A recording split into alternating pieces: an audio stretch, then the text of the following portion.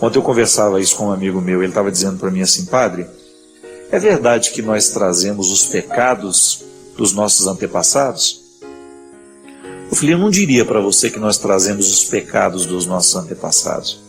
A gente pode trazer no nosso DNA, né, nas nossas constituições, nas nossas configurações psíquicas, as influências dos erros, as consequências das coisas ruins que aconteceram no passado.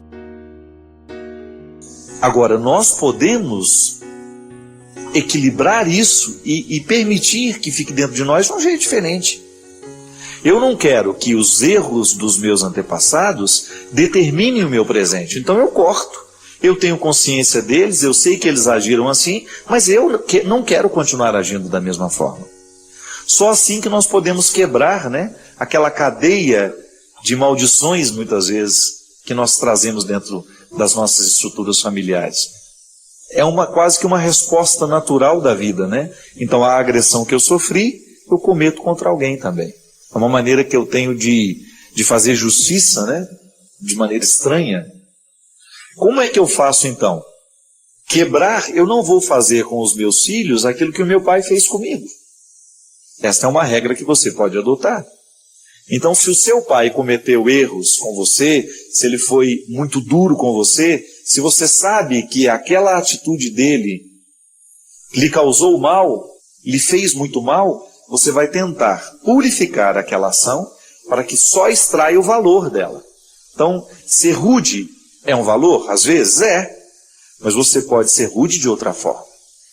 Você pode ser duro, né? Na educação com os filhos, você precisa ser muito duro, muitas vezes, mas você não precisa ser agressor. A sua dureza na atitude, na exigência de atitudes, não precisa ser uma agressão à vida do seu filho. Então você vai purificando, você vai modificando, você vai acumulando, você vai exercendo a sabedoria que o acúmulo da história lhe trouxe. E aí você não envelhece, né? Você fica mais sábio. A gente fazer com que a nossa experiência pelo tempo possa ser sempre favorável na nossa atitude. A vida que a gente viveu não precisa nos condenar. Ainda que a gente tenha motivos de sobras para a gente querer se condenar. Porque pode ser que a gente tenha errado muito mais que acertou. Mas a gente não precisa fazer prevalecer os erros. Nós podemos muito bem selecionar isso, jogar fora o que não valeu a pena e dar um start de maneira diferente, né? Acolher esse novo tempo, essa nova oportunidade. Hoje, por exemplo, nós estamos tendo a graça de começar um novo tempo. Mas nós podemos viver essa dinâmica do ano novo todos os dias. Todos os dias você pode interpretar-se assim: hoje eu estou apenas começando. Não tenho que morrer condenada por aquilo que eu não fiz de certo ou por aquilo que eu fiz de errado, né? Não preciso morrer me condenando pelo passado. Então eu assumo hoje a oportunidade de um novo tempo na minha vida. E aí o ano é novo de verdade. Não é só o calendário que muda, mas é a gente que muda também. Isso é muito importante. A gente mudar, a gente evoluir, a gente avançar, a gente purificar tudo aquilo que está dentro de nós, para que, ao purificar, o tempo se transforme em sabedoria. A idade se transforme em amadurecimento. Porque amadurecer é o grande objetivo de todo ser humano. Estar maduro significa estar mais coerente, estar mais inteiro, para que a gente possa viver a vida com um pouco mais de qualidade. Outras pessoas, Adriana, tão carregadas de fardos que nem são delas, porque justamente faltou o discernimento de compreender o sentido das coisas. Porque às vezes quando você identifica o sentido de um fardo, você percebe que ele não faz sentido. Pode parecer um jogo de palavras, mas não é não. Você percebe, antes você achava que tinha sentido aquele fardo, de repente você descobre que não tinha sentido. Aí sim você está no verdadeiro sentido das coisas, que é quando você é capaz de abrir mão, de jogar fora. Gente, esse peso eu não quero levar mais embora comigo.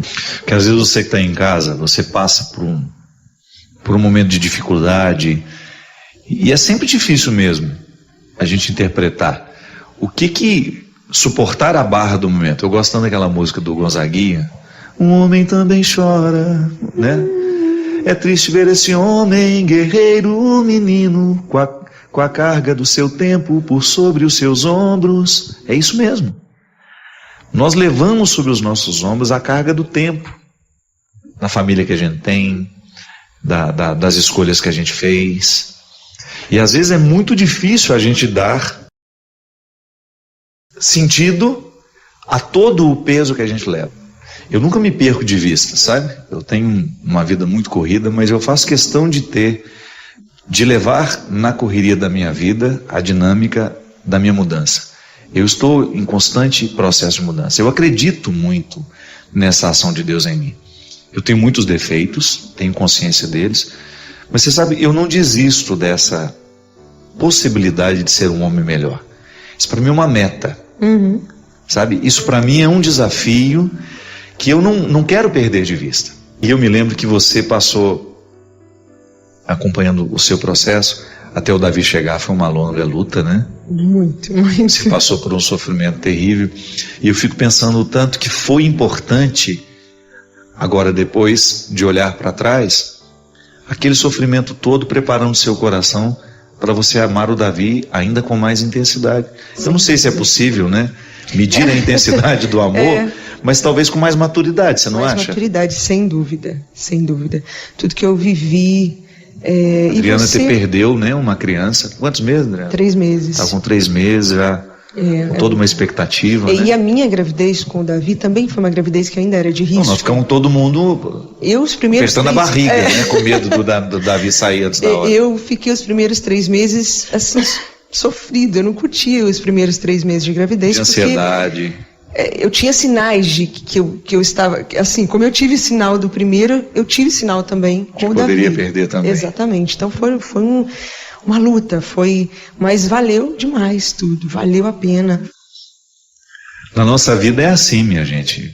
O testemunho da Adriana, a mim, é muito precioso, porque é alguém de verdade como nós, como você, que também precisa dar conta das suas dificuldades, das suas lutas pessoais.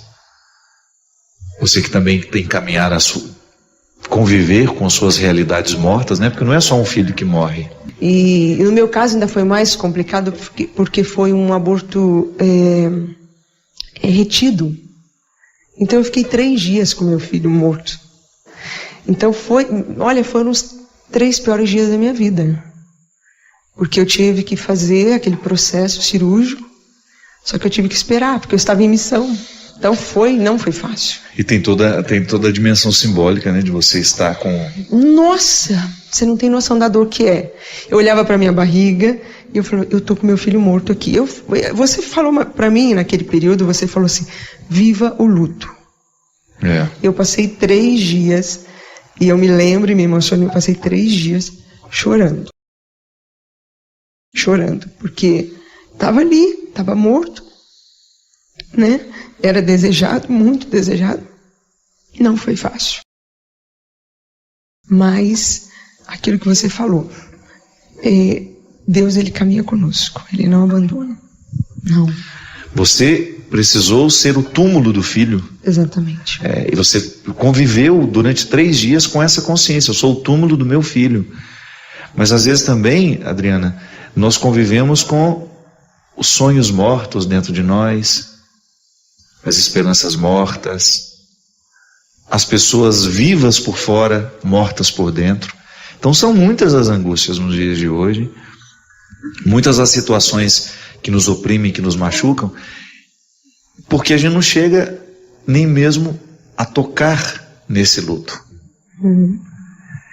Como é benéfico na vida de uma pessoa, né? Ela, por exemplo, ela ter coragem de dizer, esse sonho é meu e ele está morrendo, e eu não quero que ele morra. Nós somos humanos, nós estamos no mesmo processo, né? A gente está tentando acertar ainda, né? E eu vivo isso, é o que eu vivo na minha história, vivendo os desafios novos, né, que aparecem, que a gente enfrenta, enfim. Mas é uma estrada linda, apesar das vezes a gente passar por esses desertos, viver alguns calvários, é uma história linda porque é uma estrada linda porque a gente sabe aonde a gente pode olhar, a gente tem o norte, a gente sabe aonde a gente pode recorrer, para quem a gente pode pedir socorro, assim como a mãe, né? Assim como foi a sua mãe com você, a minha comigo, a sua mãe, você que está assistindo, foi com você, hoje eu estou sendo com o Davi, é assim que Deus age conosco. E é lindo ver que nós temos um Deus que não se distancia nunca, nunca. E vai olhando e vai cuidando de nós, e vai também permitindo que nós passemos pelos nossos desertos. Às vezes, Adriana, eu encontro muito isso em mulheres que precisam engravidar. Mulheres que não conseguem engravidar e fazem isso ser um fardo, como se o filho fosse uma obrigação dela. Você viveu um pouco isso também? Vivi. Depois que eu perdi o primeiro, eu não consegui engravidar. A gente estava tentando há muito tempo. E justamente aquilo que você falou, eu me senti um pouco na obrigação. Porque quando a gente perde, a gente se sente um pouco incapaz. Entendeu? Uma situação de fracasso. Exatamente. Né? Não consegui ser mãe. Exatamente. Então, é uma cobrança interior grande, até mesmo da gente, né? Então, eu me sentia um pouco nessa obrigação e não conseguia. E quando o meu médico justamente disse para mim assim, você precisa desfocar. Ele dizia isso, você precisa tirar essa obrigação. E aí foi quando eu consegui. E, claro, né, tem esse cuidado de Deus, que a gente sempre fala, mas também tem a minha parte que eu precisava fazer, que era deixar Deus agir, né? Outras pessoas, Adriana, tão carregadas de fardos, que nem são delas, porque justamente faltou o discernimento de compreender o sentido das coisas. Porque às vezes quando você identifica o sentido de um fardo, você percebe que ele não faz sentido. Pode parecer um jogo de palavras, mas não é não. Você percebe, antes você achava que tinha sentido aquele fardo, de repente você descobre que não tinha sentido. Aí sim você está no verdadeiro sentido das coisas, que é quando você é capaz de abrir mão, de jogar fora. Gente, esse peso eu não quero levar mais embora comigo. Porque às vezes você que está em casa, você passa por um momento de dificuldade, e é sempre difícil mesmo a gente interpretar o que suportar a barra do momento. Eu gosto tanto daquela música do Gonzaguinha, um homem também chora, né? É triste ver esse homem, guerreiro, menino, com a carga do seu tempo por sobre os seus ombros. É isso mesmo. Nós levamos sobre os nossos ombros a carga do tempo, da família que a gente tem, das escolhas que a gente fez. E às vezes é muito difícil a gente dar sentido a todo o peso que a gente leva. Eu nunca me perco de vista, sabe? Eu tenho uma vida muito corrida, mas eu faço questão de levar na correria da minha vida a dinâmica da minha mudança. Eu estou em constante processo de mudança. Eu acredito muito nessa ação de Deus em mim. Eu tenho muitos defeitos, tenho consciência deles, mas você sabe, eu não desisto dessa possibilidade de ser um homem melhor. Isso para mim é uma meta. Sabe? Isso para mim é um desafio que eu não quero perder de vista. E eu me lembro que você passou acompanhando o seu processo até o Davi chegar, foi uma longa luta, né? Muito. Você passou por um sofrimento terrível, e eu fico pensando o tanto que foi importante, agora depois de olhar para trás, aquele sofrimento todo preparando seu coração para você amar o Davi ainda com mais intensidade. Eu não sei se é possível, né? Medir a intensidade do amor, mas talvez com mais maturidade, você não acha? Mais maturidade, sem dúvida, sem dúvida. Tudo que eu vivi. Adriana, você perdeu, né, uma criança. Quantos meses, Adriana? 3 meses. Estava com 3 meses já. com toda uma expectativa. E né? a minha gravidez com o Davi também foi uma gravidez que ainda era de risco. Não, nós ficamos todo mundo apertando a barriga, né, com medo do Davi sair antes da hora. Eu fiquei os primeiros 3 meses assim, sofrido. Eu não curtia os primeiros 3 meses de gravidez. De ansiedade. Eu tinha sinais de que eu estava, assim, como eu tive sinal do primeiro, eu tive sinal também com o Davi. Poderia perder também. Exatamente. Então foi uma luta, mas valeu demais tudo, valeu a pena. Na nossa vida é assim, minha gente. O testemunho da Adriana, a mim, é muito precioso, porque é alguém de verdade como nós, como você, que também precisa dar conta das suas dificuldades, das suas lutas pessoais. Você que também tem que caminhar conviver com suas realidades mortas, né? Porque não é só um filho que morre. E no meu caso ainda foi mais complicado porque foi um aborto retido. Então eu fiquei 3 dias com meu filho morto. Então foram os 3 piores dias da minha vida. Porque eu tive que fazer aquele processo cirúrgico, só que eu tive que esperar, porque eu estava em missão. Então não foi fácil. E tem toda a dimensão simbólica, né, de você estar com... Nossa, você não tem noção da dor que é. Eu olhava para minha barriga e eu falei, eu tô com meu filho morto aqui. Você falou para mim naquele período, você falou assim, viva o luto. Eu passei 3 dias, e eu me lembro e me emocionei, eu passei 3 dias chorando. Chorando, porque estava ali, estava morto, né? Era desejado, muito desejado. Não foi fácil. Mas, aquilo que você falou, Deus, Ele caminha conosco, Ele não abandona. Não. Você precisou ser o túmulo do filho. Exatamente. E você conviveu durante 3 dias com essa consciência, eu sou o túmulo do meu filho. Mas às vezes também, Adriana, nós convivemos com os sonhos mortos dentro de nós, as esperanças mortas, as pessoas vivas por fora, mortas por dentro.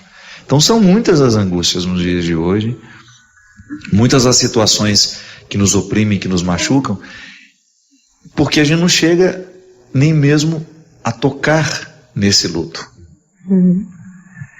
Como é benéfico na vida de uma pessoa, né? Ela, por exemplo, ela ter coragem de dizer, esse sonho é meu e ele está morrendo, e eu não quero que ele morra.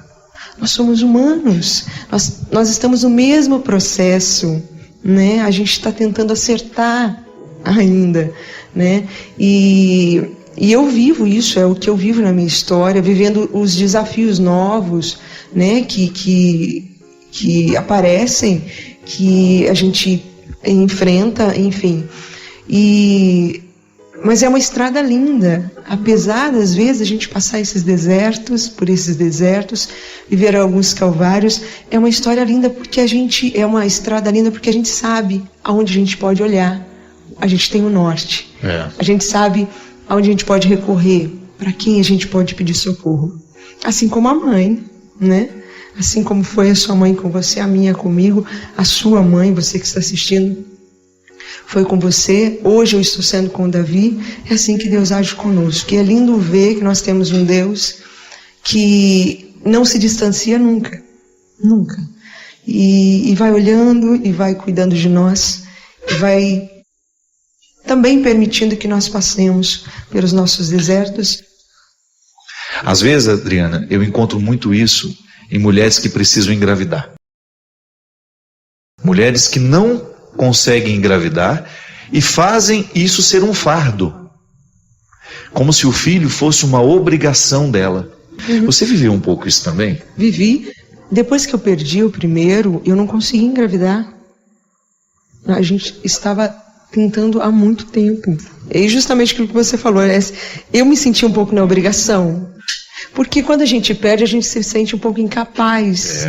Entendeu? Uma situação de fracasso. Exatamente. Né? Não conseguir ser mãe. Exatamente. Então, é uma cobrança interior grande, até mesmo da gente, né? Então, eu me sentia um pouco nessa obrigação e não conseguia. E quando o meu médico justamente disse para mim assim, você precisa desfocar. Ele dizia isso, você precisa tirar essa obrigação. E aí foi quando eu consegui. E, claro, né, tenha esse cuidado de Deus, que a gente sempre fala, mas também tem a minha parte que eu precisava fazer, que era deixar Deus agir, né?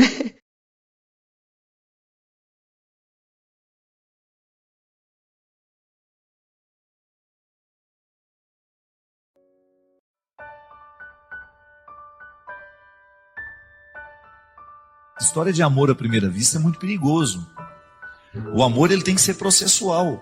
Porque quando você fala que se apaixonou e que foi amor à primeira vista, você corre o risco de estar apaixonado não pelo que o outro é, mas por aquilo que você gostaria que ele fosse. Quantas pessoas, minha gente, eu já vi exercendo, vivendo essa prisão. Eu não sou o que ela gostaria que eu fosse, mas ela quer tanto que eu seja que eu estou fazendo esforço para ser.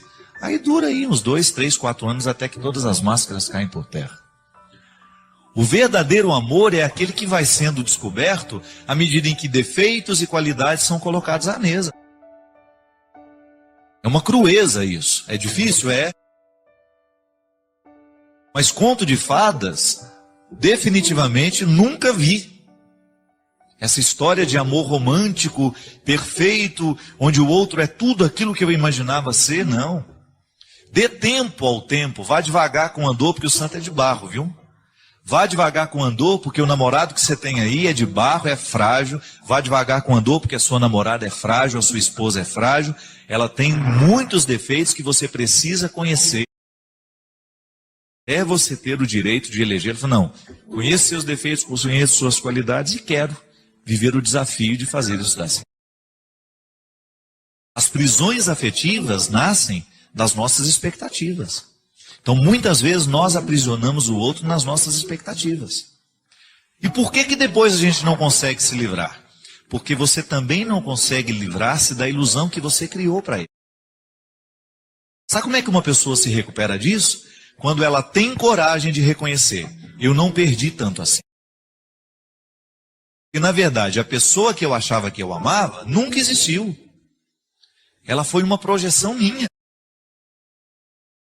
É engraçado, minha gente, que quando a pessoa consegue fazer essa reflexão, ela se liberta, como se fosse tirado uma infecção que antes estava matando.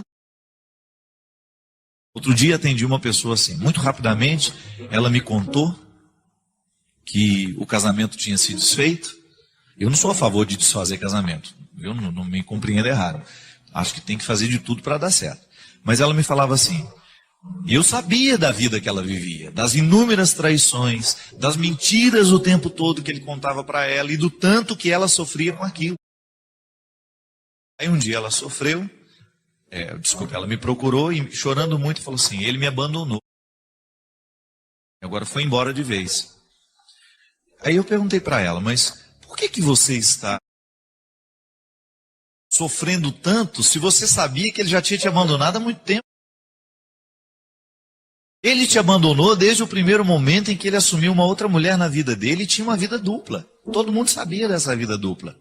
Ele te abandonou há muito tempo, há 20, 30 anos atrás, eu não sei quando foi que começou essa história de traição, e você não teve coragem de, naquele momento, colocar-se como uma esposa deve colocar no momento que sabe da traição do marido. Com autoridade. Eu não sou um objeto para você usar, eu não sou um objeto para você brincar, e a fidelidade é, sem conversa, uma obrigação de todo mundo que fez uma vida a dois. É respeito, é amor. A demonstração do amor passa pela fidelidade. Ela me olhou assim assustada e falou, você não perdeu nada, que você já perdeu há muito tempo. O que você fazia era velar o marido dentro da sala da sua casa que já tinha morrido há muito tempo. É velório que não acaba, é velório que não termina. Então pare de achar que você perdeu tanto e comece a descobrir que na verdade você já perdeu há muito tempo. E você já deveria ter tido maturidade para entender aquela perda naquele momento e parar de permitir que o sofrimento te acometesse tanto e provocasse tanta ferida que está te matando aos poucos. Minha gente, quando nós não nos livramos desses fardos, nós somos capazes de nos boicotar, de causar uma morte antecipada. Porque a pessoa vai perdendo a vontade de viver, ela vai perdendo a capacidade de sonhar, ela vai perdendo a capacidade de ser feliz. Por quê? Porque um dia se amarrou numa ilusão e permitiu que aquela ilusão tornasse o centro de sua vida. Agora, ela não queria ver isso. Questão de maturidade. Não tem um jeito pior de perder do que fingir que não está perdendo. É a pior maneira de perder. É quando você finge que não está perdendo. É quando você passa de mão de tinta numa parede que já está podre. Foi Jesus que falava que de nada adiantar caiar as sepulturas, elas continuam escondendo cadáveres. Então não tenha medo de terminar o seu namoro se você descobre que ali você está vivendo uma ilusão. Ou que o outro está fazendo de você um território da sua ilusão. Ninguém tem obrigação de ser para o outro uma ilusão. Se ele não ama quem você é, não faça esforço para ele amar a ilusão que você está criando para ele amar. Isso é uma prisão terrível. Há desejos que não são conciliáveis. O cultivo de alguns exclui naturalmente outros. Isso não deveria ser um problema para nós. Embora sejamos potencialmente capazes de desejar, nem tudo nos cabe, nem tudo nos diz respeito. Eu sei que você experimenta em si uma imensa capacidade de desejar. Não há limites para a sua capacidade de desejar. Isso é uma riqueza, mas pode ser também uma sombra. Porque quando nós desejamos demais e muitas coisas ao mesmo tempo, nós corremos o risco de não ter o foco naquilo que precisa ser o nosso investimento daquele tempo. Um exemplo simples. Quando nós estamos na universidade, nós continuamos desejando as festas, as viagens, mas esses desejos não são perfeitamente conciliáveis com a dedicação que a universidade exige. Então, naquele momento, você abre mão de alguns desejos, de algumas viagens, até mesmo de alguns relacionamentos. Eu já vi muitas pessoas não deslancharem na carreira, fazerem porcamente, com perdão da palavra, uma universidade, porque estiveram emocionalmente fragilizadas o tempo todo durante o processo por causa de um relacionamento autodestrutivo. Na verdade, no período da universidade, a gente precisa focar na carreira, nos estudos, para que você seja uma boa profissional, um bom profissional na sua área. Mas a gente sabe que, às vezes, um relacionamento emocional pode se tornar um obstáculo para os estudos, porque fica sempre tão perturbado emocionalmente, o relacionamento traz tantos conflitos que sobra pouca energia para a dedicação à universidade. É o que eu sempre falo, toda vez que eu vejo um adolescente começar a namorar muito cedo, eu sempre me pergunto para mim, nem é uma regra para o outro não, será que eu faria essa escolha de tão cedo, no momento em que eu preciso me dedicar aos estudos, eu ficar perdendo energia, me dedicando a um relacionamento que naturalmente é conturbado por causa da idade, por causa das transições, das crises normativas, enfim, cada um faz a sua escolha. Eu percebi que em alguns momentos eu não podia conciliar os meus desejos. Ou eu focava em um e me dedicava a ele, ou eu me perdia em muitos e não me dedicava a nenhum deles. Preste atenção em si. Como é que você tem se dedicado aos seus desejos? Eles têm favorecido o seu crescimento? Você tem sabido diferenciar? Você tem sabido discernir qual o tempo que deve dedicar a cada um deles? Tem tido coragem de dizer: esse desejo não é conciliável com a minha vida neste momento? Ou ainda não foi capaz de fazer essas rupturas? Não perca tempo. Quanto mais cedo você identifica o desejo que precisa sobreviver e o desejo que pode esperar, muito mais cedo você inicia um processo de realização humana que mais tarde você vai agradecer. Deficiente é aquele que não consegue modificar a sua vida, aceitando as imposições das outras pessoas e da sociedade em que vive, sem ter consciência de que é dono de seu destino. Louco é quem não procura ser feliz com o que possui. Cego é aquele que não vê o seu próximo morrer de frio, de fome, de miséria, e só tem olhos para os seus míseros problemas e pequenas dores.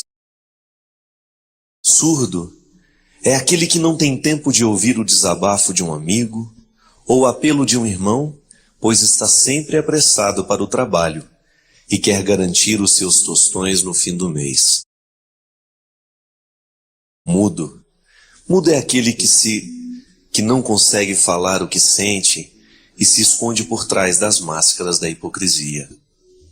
Paralítico é quem não consegue andar na direção daqueles que precisam de sua ajuda. Diabético é aquele que não consegue ser doce. Anão é aquele que não sabe deixar o amor crescer.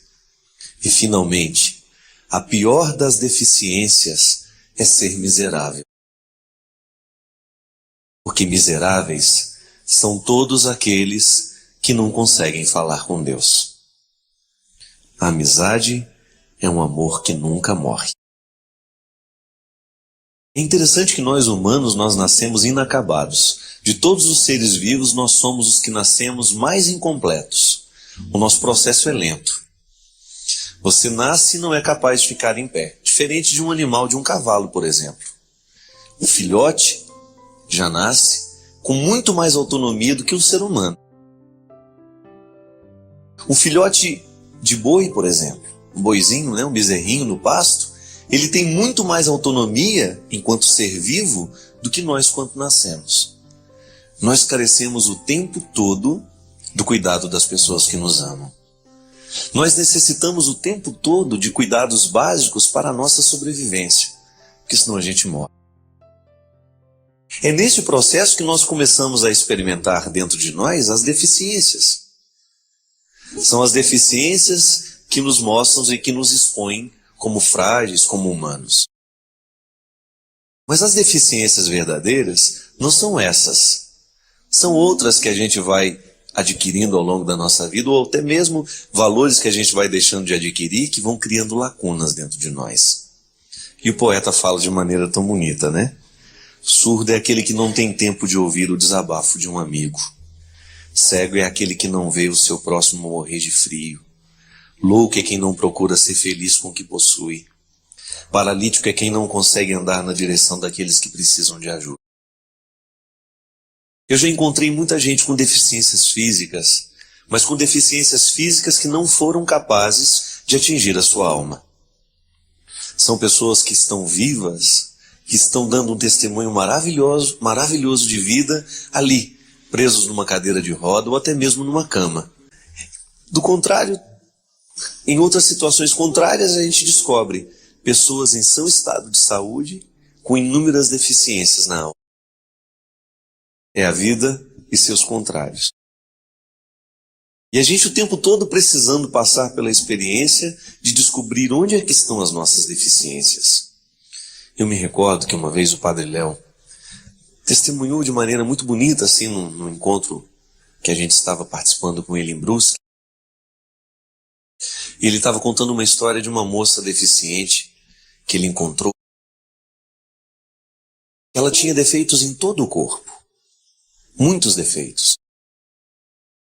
E no momento de oração, de agradecimento, diz que ela rezou assim: eu queria agradecer a Deus porque os meus maiores defeitos eu não posso esconder. Os meus maiores defeitos estão todos à mostra. Um jeito interessante, né, de lidar com a deficiência.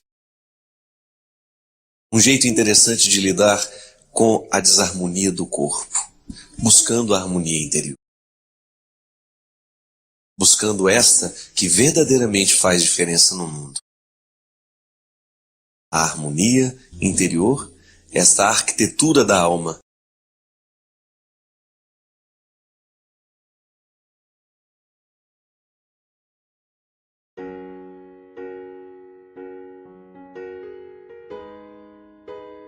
É a gente fazer a opção pela vida. Para isso nós frequentamos a missa, para isso nós vamos ao culto, para isso nós queremos a palavra de Deus, para isso nós rezamos.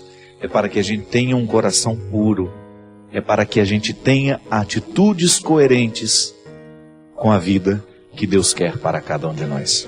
O que nos falta é isso, é o olhar esperançoso de Jesus a nos ajudar a interpretar melhor o que a gente é. Existem pessoas que morrem sem terem descoberto as possibilidades que elas tinham. Existem pessoas que morrem sem terem sabido na vida tudo aquilo que elas poderiam ter feito de bonito, porque preferem ser pessimistas, porque preferem dizer, não vai dar certo, não vou conseguir, eu não posso. Pode sim. Pode ser que você não possa tanto quanto o outro, não importa. O que importa é você tomar conta do pouco que você pode. E quem se exercita no pouco que pode, em pouco tempo estará podendo muito mais. É isso que vai multiplicando a gente. O pouco que eu podia hoje, eu aproveitei bem, e isso me dá possibilidades de ter muito mais no dia de amanhã. Eu preciso me encorajar para a coragem o tempo todo. Eu preciso criar dentro de mim disposição para receber a vida e dar conta de tudo aquilo que faz parte. Claro que eu tenho o direito de chorar, eu tenho o direito de sentar, de pedir socorro, eu tenho o direito de estar ao lado de pessoas que me ajudam a viver aquele momento, mas eu não tenho o direito de entregar os pontos. Enquanto a gente viver, essa vida pode ser boa, mesmo a gente tendo sofrimento. Né? Mas vamos pensar assim? Se você presta atenção demais nos seus defeitos, nas suas dificuldades, você vai ter muito problema para encarar-se com aquilo que você pode. Ainda hoje estava conversando com uma amiga dizendo que às vezes eu tenho medo de estar dando à minha alma um tratamento que ela não merece. Não estou falando da minha opção de ser padre, viu? De jeito nenhum. Mas muitas vezes como vivo sendo padre. Será que eu preciso mudar alguma coisa no meu ritmo de trabalho, para que eu tenha condições de perceber a minha vida e não perder a capacidade de saborear cada detalhe da minha existência? E sendo livre, você ter condições de superar-se, de ir além, de não desistir. Para isso vivemos. Para a gente chegar ao final com aquela certeza, com aquela boa sensação de missão cumprida. Claro que todos nós somos frágeis, em alguns momentos nós queremos desistir, em muitos momentos nós queremos entregar os pontos. A vida é cruel, em muitos momentos, ela pode parecer muito cruel, ela pode ser sentida com muita crueldade, porque realmente existem fatos, existem acontecimentos que escapam ao nosso entendimento. Mas a vida será sempre festejada, por menor que seja o motivo que ela nos apresenta. Sabe, eu fico pensando que o que Jesus fazia com as pessoas quando ele as encontrava era justamente despertar nelas as perguntas. Jesus era um homem que inquietava, ele interrogava. Quando as pessoas estavam diante dele, era inevitável, olhando para o jeito como ele vivia, escutando o que ele falava, as propostas de vida que ele tinha, olhando para o caráter dele, para o jeito dele ser gente, era inevitável que as pessoas se perguntassem: por que eu também não posso viver assim? Sabe, minha gente, nós não temos como controlar tudo, mas Deus nos deu a graça e o dom de administrar as coisas com seriedade, de vez em quando a gente parar e pensar. Você já percebeu que às vezes você entra num ambiente que está com um cheiro horroroso e quem está lá dentro não percebe? Porque já se acostumou. É assim. Muita gente desistiu e não percebe que desistiu. Está vivendo um processo autodestrutivo e infelizmente não acredita em quem está alertando, ou às vezes nem tem alguém para alertar. Que você pode abrir as janelas da sua casa para que um novo ar venha espantar, jogar fora esse ar mofado, estragado que você tem sorvido sem perceber. Para que, quem sabe, ao encontrar aí, você despejado nessa cama uma hora dessa, né?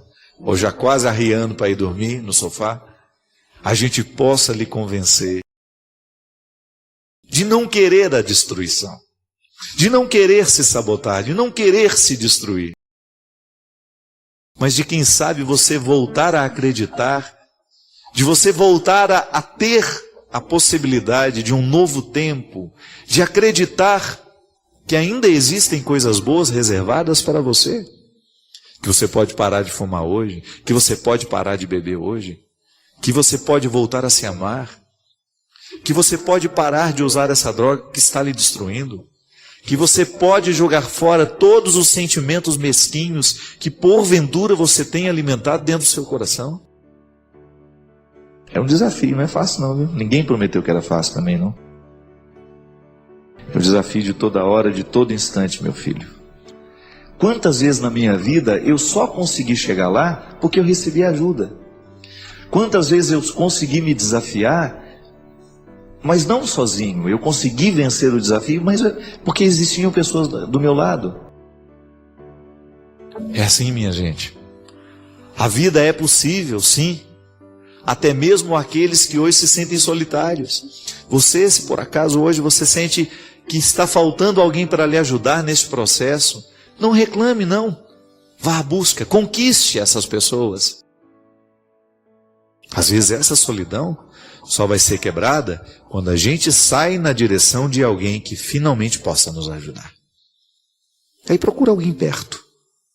Não fique sonhando com os que estão distantes, não. Ah, eu quero ser amigo do fulano de tal. Você nunca encontrou com ele. Ah, eu quero ser amigo do Antônio Fagundes. Eu acho que eu vou lá para desabafar os meus problemas com ele. Me identifico muito com a arte dele. Não.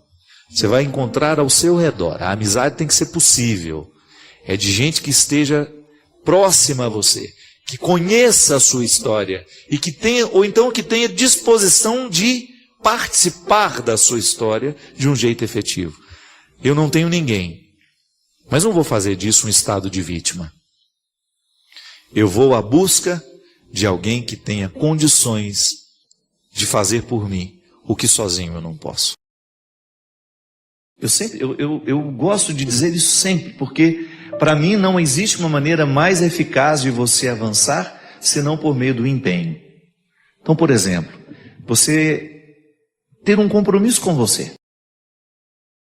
Coisas simples, pequenas, de agregar, de você se tornar cada dia melhor. Uma palavra nova por dia, por exemplo. É um bom maneira de começar a crescer. Ah, eu não posso fazer um curso, eu ainda não tenho dinheiro para estudar, para fazer isso, mas você pode aprender uma palavra nova por dia. E não só aprender aquela palavra nova, como começar a colocar no seu cotidiano, para ela entrar em uso. Falta aqui, minha gente, falta libertação na nossa cabeça. Nós muitas vezes somos escravos dos nossos preconceitos, nós somos escravos das nossas arrogâncias, porque nos falta a mentalidade de Jesus em nós, o tempo todo aqui, ó. Quando você pega os evangelhos, quando você vai ver onde Jesus viveu, com quem ele viveu, quem ele escolheu para estar ao lado dele, os miseráveis, os pecadores, Jesus não teve problema com os pecadores, Jesus teve problema com os religiosos do seu tempo. Por quê? Porque estavam os religiosos do seu tempo escravizados pela lei. Estavam escravizados por uma maneira de pensar que dava a eles o direito de desprezar pessoas, de menosprezar pessoas. Não é possível admitir um discurso religioso que me dê o direito de desprezar um irmão, por mais errado que ele esteja vivendo. Se ele ama o fraco, ama também a mim e a você. Se ele encontra quem está perdido, como encontrou Madalena, como encontrou Zaqueu, como encontrou João, Se ele tem facilidade de reconhecer quem está necessitado de reencontrar o caminho, ele pode fazer esse milagre sim na nossa vida. Por isso ninguém deve ser olhado com desprezo. Ninguém. Por isso nós não temos o direito de olhar para ninguém, menosprezando ou considerando o outro inferior a nós. Porque aquele que está mais perdido e que muitas vezes pode nos envergonhar é o que realmente está sendo tocado e necessitado. Se ele encontra o fraco, então me encontra também, porque eu sou fraco. Se Jesus encontrava e fazia questão de identificar no meio da multidão os mais necessitados, sabe, eu fico pensando como eu preciso aprender a ser como Jesus assim. E renovo o meu amor por Ele cada vez que me deparo com essa verdade. Que ao andar no meio da multidão, Ele tinha predileção pelos mais miseráveis. Que ao andar no meio de uma multidão, Ele era capaz de perceber quem realmente precisava dele. Quem não estava ali só para cumprir um papel ou para bajulá-lo.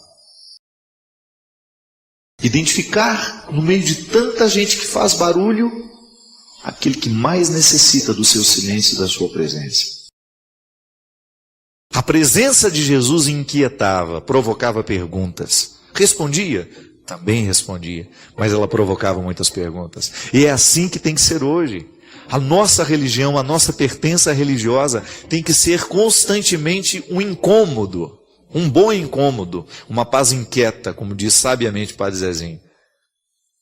De você ter condições, de você ter a consciência de que a sua experiência religiosa lhe faz perguntar o tempo todo se você está fazendo a coisa certa, se você está escolhendo a coisa certa, se você está julgando do jeito certo.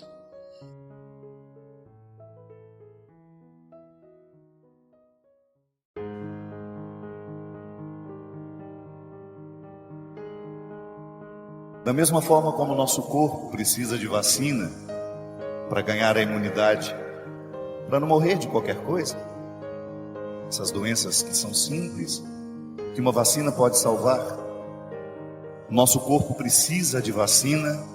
Desde quando nós somos crianças, a gente vai começando a ganhar a imunidade. Mas eu sempre digo que a saúde espiritual, ela também precisa de algumas vacinas ao longo da vida. E a primeira delas, a que nos imuniza para tudo que pode nos destruir da vida, é a certeza de que Deus nos ama. Ensine alguém isso. Talvez seja o detalhe mais bonito de ser colocado no coração de uma pessoa. A certeza de que ela é amada por Deus. Sim, porque às vezes a nossa destruição, ela nos chega quando nós não sabemos ou quando estamos esquecidos que somos amados por Deus. Porque o amor de Deus, ele funciona na nossa história como amor próprio. Quanto mais você acredita que Deus te ama, muito mais condições você vai tendo de se amar.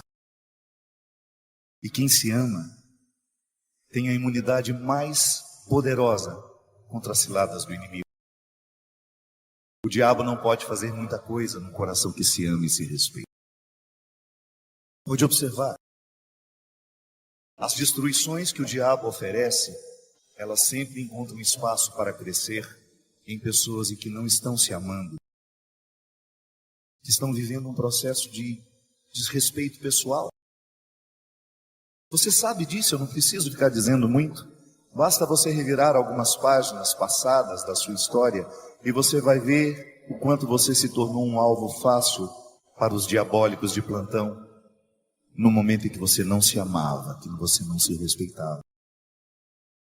E nessas mesmas páginas que te mostram o quanto você foi um alvo fácil para o diabo, nas situações diabólicas que existem pelo mundo o tempo todo, você também vai descobrir como você foi forte para dizer não àquilo que lhe destruía, porque a sua dose de amor próprio estava em dia.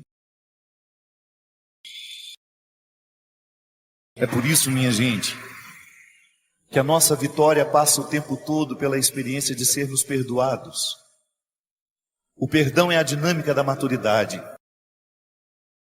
Ele está no eixo da maturidade espiritual, da maturidade emocional, porque é quando a gente se perdoa daquilo que a gente não soube viver, que a gente se prepara para um novo tempo. Como nascer de novo. Toda vez que você perde tempo, esquecendo do valor que você tem, toda vez que você passa uma boa parte da vida se acusando daquilo que você não soube fazer certo, daquilo que você não acertou, Deus perde a oportunidade de cuidar do seu jardim. É tão importante você ter coragem de acreditar nisso. Eu sei que é difícil. Você acha que eu também não enfrento esse desafio todos os dias? Eu olho para mim, eu sei o tanto de defeitos que eu tenho, quantas fragilidades moram aqui. E acreditar que Deus me ama não é fácil. Eu já guardei tantas informações desagradáveis sobre mim que me chegaram pelos outros. Eu fui tão machucado pela vida, eu fui tão machucado pelas pessoas, e eu sou essa mistura de tudo isso. Eu preciso acreditar que Deus me ama, mesmo eu sendo tão fracassado em tantas coisas, e acreditando no fracasso que chegou à minha vida, porque outros me acusavam disso o tempo todo. Eu sempre gosto de dizer isso. Eu tenho uma profunda identificação com aqueles que não entram pela porta da frente, porque eu nunca pude entrar pela porta da frente. Eu também nunca fui muito acreditado. E não estou dizendo isso aqui para me lamentar, não. Estou apenas dizendo que se hoje Deus me coloca num meio diferente para estar com pessoas diferentes, é porque eu fui achado da mesma forma. E seria uma incoerência da minha parte não ter um profundo respeito por todos os que passam pelo meu caminho, por mais diferentes que eles sejam de mim, porque eu também um dia fui achado por Jesus assim, na beira da estrada. Eu não estava no caminho principal, eu estava na beira da estrada. E desde então eu descobri que o meu sacerdócio é andar pela beira da estrada, lá onde eu também fui achado, porque há tantos como eu, necessitados de serem olhados nos olhos e de receberem essa notícia, que Deus ama, que Deus não se cansa de amar, que não há nenhum erro que nós tenhamos cometido na vida que possa retirar-nos da certeza do amor de Deus. Não há nada. E eu tenho consciência que a minha espiritualidade consiste em acender naqueles que estão cansados chama de um novo tempo. Dizer aos que ainda não sabem, ou recordar os que estão esquecidos, que Deus não desiste de nós. Deus não desiste de mim. Deus não desiste de você. E eu sei que às vezes nós ficamos desistindo de nós. Eu sei que às vezes você desiste de você, porque você sofre do mesmo mal que eu já sofri muito, que é ser olhado de um mesmo jeito pelas pessoas que te conhecem. Aquele olhar que paralisa, sabe? Aquele olhar que diz, ixi, eu já sei como você é. Isso é terrível. Às vezes nós precisamos a chance, apenas de uma chance, de um olhar que nos olhe como se fosse o primeiro dia de nossa vida. Às vezes é só isso que nós precisamos. Quebrar a força dos olhares que nos viciam naquilo que nós já sabemos de nós. É tão cruel você encontrar pessoas que ainda não chegaram ao melhor de si, porque elas estão numa ambiência desanimadora. Elas estão cercadas de pessoas que olham para elas de um mesmo jeito, de um jeito viciado, paralisante. Por isso que às vezes é bom você sair de casa e vir passar um final de semana aqui, para você descansar um pouco dos olhares que te olham de um mesmo jeito. E aí você tem um poder evangelizador maravilhoso, que é a sua capacidade de olhar. Sempre gosto de dizer isso, minha gente. O primeiro gesto evangelizador, nós que somos cristãos, não é dizer nada ao outro, é olhar para ele. Porque o que faz o outro ficar à vontade diante de nós não é o que a gente diz, mas é a maneira como a gente olha. Eu sei muito bem se sou bem-vindo, não é quando o outro me diz seja bem-vindo. Porque pode ser que a palavra esteja dizendo uma coisa e o olhar dizendo outra completamente diferente. Era o que Jesus fazia. Às vezes Jesus não tinha tempo de dizer uma palavra para aquela pessoa, mas ele podia olhar. E o olhar dele era sempre um olhar renovador. Um olhar que colocava coragem em quem o recebia.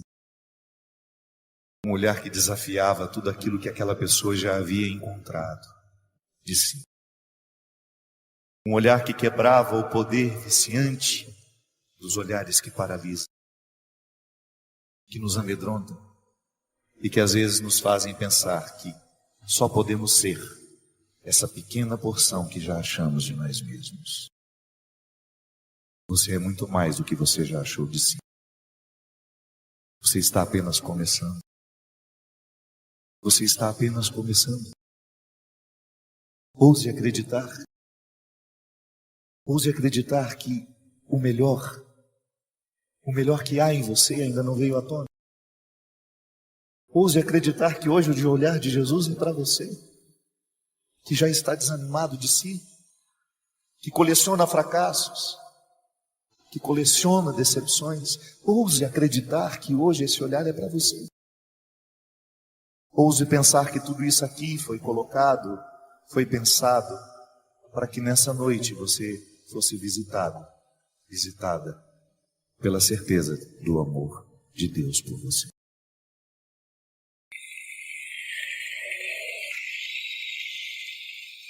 Então exerça o seu poder evangelizador agora. Olhe com amor para quem você pode. Isso. E se desse olhar nascer um abraço, que o faça. Às vezes essa pessoa saiu de casa para receber esse abraço agora, para receber esse olhar. Isso. Distribua gestos amorosos. Nós somos todos iguais, minha gente. Todos nós somos frágeis. Que nenhuma prepotência, que nenhuma arrogância espiritual sobreviva entre nós. Que nós tenhamos sempre diante dos nossos olhos a certeza de que a nossa fraqueza, a nossa miséria, ela não pode nos desanimar, mas ela precisa nos irmandar. Eu, quando sei que sou fraco, eu preciso olhar para aquele que está do meu lado com misericórdia, porque eu sei que ele enfrenta as mesmas fraquezas que eu. Muito embora eu, movido pela arrogância, eu tenho uma facilidade imensa de condenar no outro aquilo que eu não suporto em mim. Às vezes, por causa de uma vaidade espiritual, eu tenho uma facilidade imensa de gritar as fraquezas do outro, porque na verdade estou querendo sufocar as minhas. Às vezes tenho uma facilidade imensa de condenar naquele que está fora de mim, porque condenando, julgando pedra, é uma maneira que eu tenho de me esquecer, ainda que por uns instantes, que eu sou capaz de cometer um crime muito pior que ele. Não. A nossa fraqueza não pode nos colocar arrogantes. A psicologia nos ensina que onde existe insegurança, lá existe agressividade. As pessoas mais agressivas são as mais inseguras, porque a agressividade é uma forma que elas têm de sobreviver. Mas nós não vamos nos render a isso. Eu não vou parar no rosto agressivo. Eu não vou ter medo da agressividade de ninguém. Eu vou oferecer o meu amor. Eu vou oferecer aquilo que eu sei que já está curado em mim. Porque não há uma maneira mais honesta de viver o Evangelho senão partilhando aquilo que eu recebo todos os dias. Eu recebo perdão, minha gente. Eu recebo misericórdia. Eu sou um filho da fraqueza, mas eu também sou um filho do céu. E eu não me canso de oferecer isso a quem passa por mim. Então, certos de que somos fracos, miseráveis, a gente acolhe melhor o que passa pela nossa vida. Deus ama você. Deus ama você. Sou Roberta, já lhe escrevi várias vezes e ando muito preocupada com a minha mãe, pois já fazem 8 meses que ela entrou numa depressão fortíssima e já não sabemos mais o que fazer. Eu e minha irmã, na verdade, não aguentamos mais, porque tem sido muito difícil e sofrido para todos nós, padre. Sei que minha mãe sofre muito, mas também chego à conclusão que ela não se esforça para tentar mudar. Está fazendo terapia e o próprio médico fala que ela precisa reagir, só que ela continua na mesma. Às vezes perco a paciência, grito com ela, depois me arrependo. Não sei mais o que fazer. Chamo para ir à missa, para ir à praia, cinema, várias outras coisas, e nada ela quer. Só fica em casa sentada, deitada, e cada dia sente uma coisa diferente. Dor de barriga, dor de cabeça. Outro dia ligou aflita dizendo que os olhos pareciam pular, como se tivesse uma pressão alta no olho, né? Enfim, tem sido muito pesado, padre. Sei que Deus não nos dá um fardo que não podemos carregar, mas está bastante difícil e gostaríamos de pedir que o Senhor pudesse nos dar uma ajuda com sua palavra. O processo da depressão precisa ser tratado com muito cuidado, minha filha. Nós já falamos aqui muitas vezes sobre isso, né? Primeira coisa, o paciente de depressão, ele precisa ser muito respeitado. Agora, chega um momento em que o respeito compreende também uma ação firme com aquela pessoa. Primeiro porque a gente precisa buscar o tratamento adequado. Existem depressões que são frutos, são resultados de um processo químico, de uma desorganização. É engraçado que nos dias de hoje a depressão cresce muito, mas ela sempre existiu na história humana. A gente tem essa depressão e hoje existe muitos casos mesmo, que a gente chega à conclusão que eles são resultados de um jeito estranho que nós estamos vivendo, de um jeito de viver, que está diretamente ligado à nossa alimentação, que está diretamente ligado aos nossos hábitos. Eu diria que você precisa ter cuidado com a sua mãe nesse sentido. Respeite, tenha paciência com ela, mas você também precisa colocar as regras. Quem está doente precisa se tratar. Porque se não se trata, adoece a casa toda. Então buscar o melhor recurso, o melhor tratamento, tentar modificar um pouquinho o contexto da vida daquela pessoa, sabendo que o primeiro passo é um médico que possa fazer um bom diagnóstico, porque às vezes não é o melhor diagnóstico ainda. Às vezes muita gente não melhora da depressão porque ainda não acertou a medicação. Infelizmente, minha gente, eu particularmente penso que nós não podemos ficar com um diagnóstico só.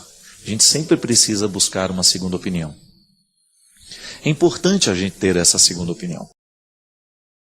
E a outra depressão, que é muito comum também entre nós, ela nasce de uma insatisfação pessoal, fruto dos baques que a gente vai vivendo, das coisas que vão acontecendo, da inadequação que a gente vai vivendo, né? Porque às vezes a gente não sabe, e a coisa acontece, a gente olha para aquela tragédia toda e pensa, e agora? Como é que eu vou reagir diante disso tudo, né? É um problema. As dificuldades existem, todos nós estamos envolvidos com as dificuldades que são próprias da vida, ninguém está imune, não tem como você tomar uma vacina e falar, olha, quando o sofrimento chegar, eu já estou preparado para ele. Pode até ter preparo, mas você não vai ficar imune a ele. Vai sofrer, vai ficar abalado. Agora, o processo depressivo, ele vai se instalando quando essa tristeza vai se estendendo demais no tempo. Primeiro que a gente precisa distinguir isso, né? Não é toda tristeza que é depressão. Tristeza passa. E a depressão pode ficar estabelecida como um processo extremamente difícil e levar a pessoa até a morte muitas vezes. Porque vai deprimindo, ela vai perdendo a vitalidade, né? O que é perder a vitalidade? Perder o brilho, gente. O deprimido, ele vai ficando apagado. É o caso da sua mãe, não tem mais vontade de fazer nada. Só que tem que ter o outro lado também. A gente está de fora, a gente quer ajudar, a gente propõe o tratamento, a gente busca os recursos, mas depois a gente espera que também aquela pessoa que está doente reaja e comece a buscar, nos intervalos de tantas tristezas, algum motivo que possa ser, para ela, realmente forte, capaz de sair de si e começar a viver com um pouquinho mais de qualidade, pelo menos naquele momento. Porque de momento em momento, a gente vai criando satisfação. Veja, é na sua vida, isso é uma realidade. Digamos que hoje eu tive decepções o dia inteiro. Mas eu preciso descobrir, no meio desse monte de decepções, um espaço onde eu possa ter uma satisfação. E aí fazer o esforço de permitir que aquela satisfação demore um pouquinho mais dentro de mim. Porque quando você permite que a satisfação demore, automaticamente você está impedindo a prevalência do desgosto. Não é assim? Ah, padre, mas é difícil demais. É. Infelizmente, nós não temos como te dizer que vai ser fácil, porque não é. A vida é dura. Ela é dura, mas o tempo todo ela também nos apresenta um motivo para a gente ficar satisfeito. Só que a gente não vê. Se a gente coloca os óculos que ampliam tudo aquilo que está sendo problema na nossa vida, é bem provável que a gente só vai enxergar o problema. Tudo depende do que a gente ilumina, minha gente. Não é assim? Tudo depende do que a gente ilumina. Você tem uma luz, você tem um foco e você direciona. Essa é uma regra. Aonde é que você coloca a luz? Isso eu digo agora para todo mundo que de alguma maneira já sente o coração deprimido, né? Angustiado. Cuidado. Não permita que suas tristezas demorem demais dentro de você. Lide bem com o seu sofrimento. Aprenda a lidar com ele. Descubra que o sofrimento, ele é uma ponte por onde você passa. Ele não é o rio onde você naufraga. Ele não pode ser o rio do seu naufrágio. Ele tem que ser a ponte da sua passagem. Sabe por quê, minha gente? Senão nós não vamos dar conta de muita coisa. Por isso que eu fico muito preocupado. A depressão, essa química que é fruto de meu organismo não produziu a serotonina, a química do bem-estar. Meu organismo não produziu aquela substância que é responsável por isso, por aquilo, aqui as ligações nervosas do meu cérebro. Então tem que ter um medicamento. O médico vai diagnosticar isso e vai nos dar o medicamento. E não se iluda. Você tem que mudar também os seus hábitos. Não é uma pílula que vai mudar a sua vida. Eu tenho muito medo dessas pessoas que acham que o remédio é a solução para tudo. O remédio é um instrumental para que você reaja e então as soluções comecem a acontecer. Porque não tem mágica, minha gente. Não tem. Não existe mágica.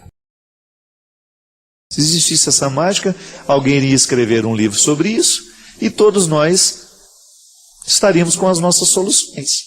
Leio o livro e fico bom. Não. É a postura diante da vida que faz a diferença. E você, Roberta, tem toda a razão quando você diz que sua mãe precisa reagir. Ela precisa estar bem medicada e ao constatar que já está com o medicamento certo, ela vai começar a reagir. Então é o momento dela reagir, né? Já está reagindo. É o momento de mudar um pouco a estrutura de vida dela, começar a colocar um pouco mais de satisfação, de pensamento positivo, para que possa superar. É nessa hora que faz muita diferença crer em Deus, é nessa hora que faz diferença viver em Deus. Por quê? Porque quem tem essa dimensão da fé dentro do coração, sabe disso, por intuição, que Deus não nos deixa esmorecer.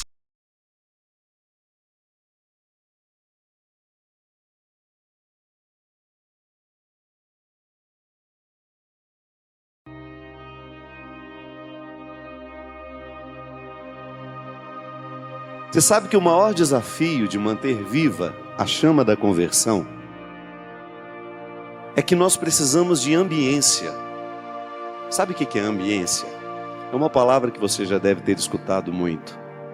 Mas eu gostaria que você compreendesse hoje de maneira muito simples. Ambiência é tudo aquilo que envolve uma situação.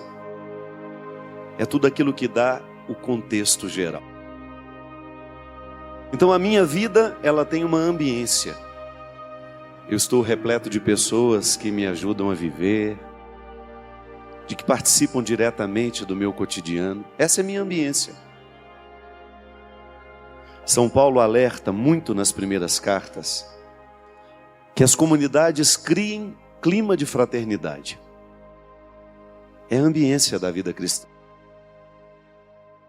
Eu não posso viver o meu cristianismo sozinho. Aliás, tem uma coisa que não funciona na solidão, é o cristianismo. Porque senão eu corro o risco de viver uma experiência isolada dos outros, egoística. E o processo é o contrário. É claro que a vida cristã vai me pedir solidão, introspecção, olhar para dentro, mas naturalmente eu me converto para fora depois. Eu não posso viver com qualidade o meu cristianismo se eu me aprisiono em mim, nas minhas necessidades. Eu vou para fora. E é quando eu vou para fora que eu começo a criar a ambiência em que eu contextualizo o meu cristianismo. Por isso, minha gente, você já me escutou falar muitas vezes disso. Que se nós quisermos viver um cristianismo coerente, nós precisamos olhar bem quais são as pessoas e quais são as situações, as circunstâncias que criam a ambiência da nossa vida. Gosto de dizer que nós precisamos prestar muita atenção em quem tem autoridade afetiva sobre nós. A quem nós damos o direito de influenciar os nossos sentimentos, de influenciar os nossos pensamentos, com quem nós fazemos parceria ao longo da vida. Porque quando eu penso no cristianismo, e essa noite de Natal que nós estamos prestes a festejar, o que significa celebrar a chegada de Deus entre nós na figura de um menino? O mistério da encarnação, ele é um convite a encarnar na minha vida a vida de Jesus. Quando eu olho para a manjedoura, eu estou olhando para um menino que precisa crescer em mim, ser educado em mim, viver em mim, falar através de mim, andar através dos meus passos, pensar e falar ao mundo através da minha inteligência e da minha voz. Isso é cristianismo. Isso é o mistério da encarnação. Eu, particularmente, me sinto muito comovido toda vez que eu vou a Israel e que depois que estou naquele território e começo a andar pelos lugares que foram importantes na vida de Jesus, quando eu chego em Nazaré, lá, onde você tem aquela frase, aqui o verbo se fez carne. Celebrar a Eucaristia naquela igreja, para mim é de uma responsabilidade imensa. Porque é como se Deus me colocasse no centro da pregação, que eu preciso fazer diariamente, para ser coerente com o evangelho que eu creio. O cristianismo, ele só poderá convencer o mundo à medida em que nós formos o templo do Verbo encarnado. Então, celebrar o Natal não é outra coisa senão celebrar a vida do menino em nós. Sabe, eu receber esse menino e criar a ambiência para que ele cresça em mim. Você que é mãe, você que é pai, vocês sabem muito bem do quanto vocês zelam pela ambiência dos filhos de vocês. Quantas pessoas influenciam, além de vocês? Vocês ficam de olho no que eles veem na internet, não é assim que funciona? Ficam de olho com quem eles estão andando. Ficam de olho o que ele está lendo. Se é que lê, né? Hoje nós estamos tão tecnológicos que se você vê uma pessoa com um livro na mão, é como se você estivesse vendo uma cena do século XVIII. Você fica preocupado com a ambiência do seu filho.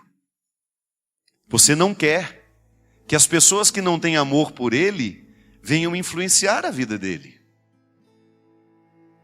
Por isso vocês fazem de tudo para que eles tenham bons amigos, para que eles sejam amigos de pessoas de bem, pessoas bem orientadas, bem intencionadas. Por isso que vocês cercam de tudo para que os traficantes não tenham acesso aos desejos dos seus filhos. Isso é amor.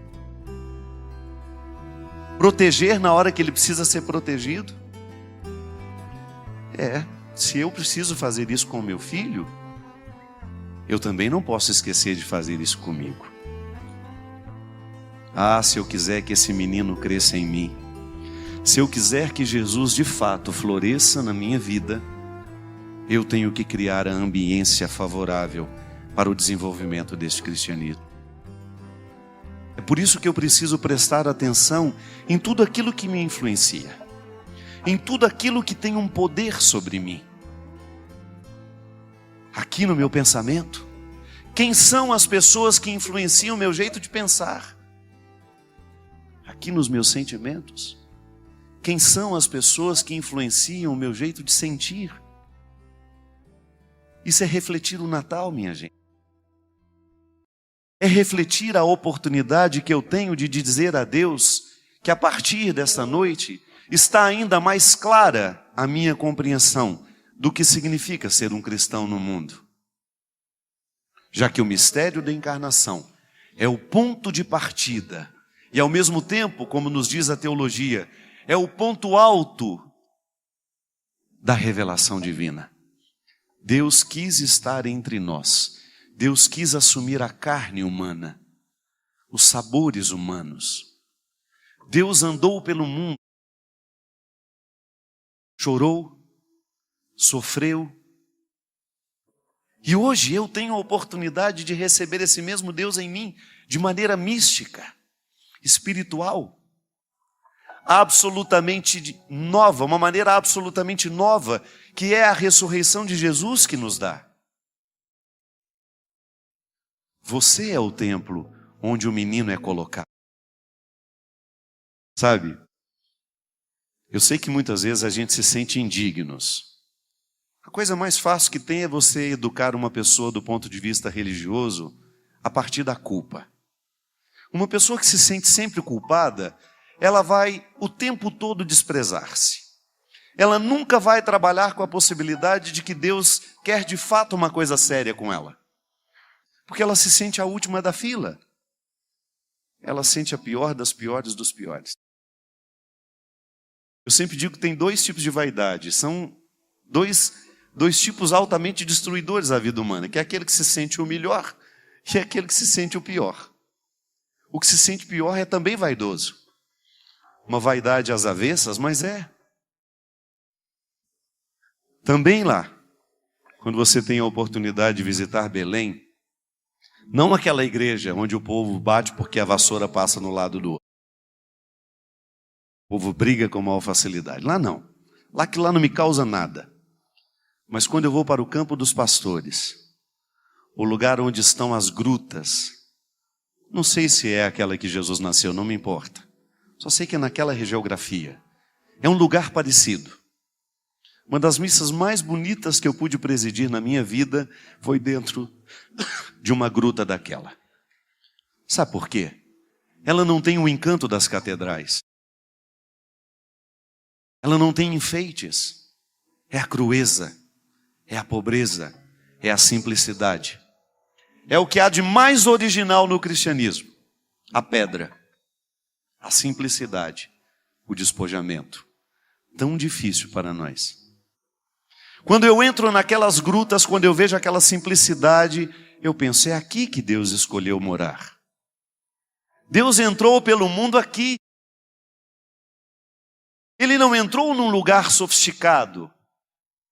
Ele entrou entre os animais. Ele não teve um berço maravilhoso para colocar o seu filho, não. Ele teve um berço improvisado, que era justamente onde os animais comiam. Por isso chama-se manjedoura.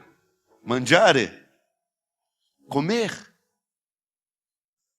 e você pensa no significado da Eucaristia, também a comida, não é verdade? Quando Jesus diz que eu sou o seu alimento, quando ele fala isso para os discípulos, ele está voltando ao seu nascimento. Tomai e comei todos vós, isto é o meu corpo. Aí quando eu olho aquela simplicidade toda, aquele despojamento, eu fico pensando em nós. Também, grutas imperfeitas, lugares que não são sofisticados, simplicidade, pecado, tudo aquilo que nos machuca. Aí eu me sinto parte dessa história. Olho para aquela gruta e me reconheço nela. Eu sou muito mais parecido com aquela gruta de Belém do que com a Basílica de Roma. Eu me identifico muito mais com o cristianismo que eu encontro lá nas catacumbas da Turquia do que nas nossas grandes catedrais. Eu admiro as catedrais, eu gosto da arte. Vou lá e eu permito que aquilo entranhe na minha alma. Quando eu vou a Roma, eu fico orgulhoso de tudo aquilo. A grandeza que o cristianismo alcançou. Ah, mas eu não me iludo. Eu não posso me esquecer que tudo começou miudinho. Que os primeiros cristãos precisavam se abrigar para não serem mortos. Eles precisavam viver escondidos da mesma maneira como Jesus nasceu, dentro de grutas improvisadas. E eu fico pensando que o nosso cristianismo é a mesma coisa. Podemos até ir buscar as catedrais, podemos até ir a Roma, fazer lá a nossa romaria, conhecer a grandeza do cristianismo, mas nós não temos o direito de abrir mão do cristianismo que se cultiva no escuro da gruta, na solidão do presépio.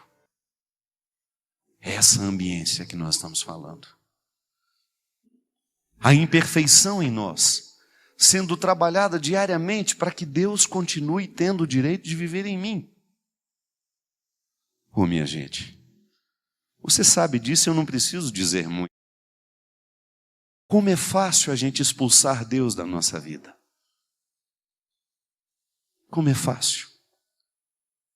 A gente termina de comungar, na fila, a gente vai sentar no nosso lugar, e se uma pessoa sentou, a gente já cria confusão.